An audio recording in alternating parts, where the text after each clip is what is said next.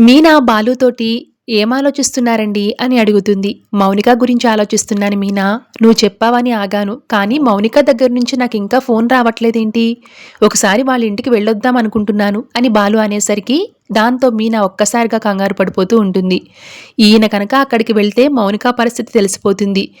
అక్కడప్పుడు వాళ్ళు మౌనికని ఏమైనా అంటారు అని మనసులో అనుకుంటూ ఉంటుంది మీనా. నాకు పొద్దున్న ఫోన్ చేసిందండి మౌనిక. ఎందుకలా ప్రవర్తించావని నేను అడిగాను అని మీనా చెప్పేసరికి, నీకు ఫోన్ చేసిందా? ఏమంది? అని బాలు అంటూ ఉంటాడు.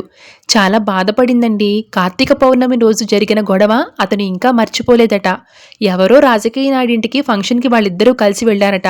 అక్కడ మీరిద్దరూ మళ్ళీ గొడవ పడితే పెద్ద గొడవ అవుతుందని భయపడి మిమ్మల్ని గుర్తుపట్టినట్టు నటించిందట అని మీనా అంటూ ఉంటుంటే, ఆ మాట నాకే చెప్తే నేనే నోరు మూసుకుని వచ్చేసేవాణ్ణి కదా అని బాలు అంటాడు. ఆ సంజు పక్కనే ఉండి గమనిస్తూ ఉంటాడు కదండీ. అవునా, సరే అయితే ఇప్పుడు ఫోన్ చేసి నేను మాట్లాడొచ్చా అని బాలు అంటూ ఉంటే, ఇప్పుడా? ఇప్పుడు వద్దండి. ఇప్పుడు వాళ్ళంతా కలిసి తిరుపతికి వెళ్లారట. ఆ సంజు ఇప్పుడు మౌనిక పక్కనే ఉంటాడు. సరే మీనా, అయితే ఎప్పుడొస్తారో కనుక్కో, అప్పుడే ఫోన్ చేస్తాను అని అంటూ, హమ్మయ్య, ఇప్పుడు నాకు ప్రశాంతంగా ఉంది అని అక్కడి నుంచి వెళ్ళిపోతాడు బాలు.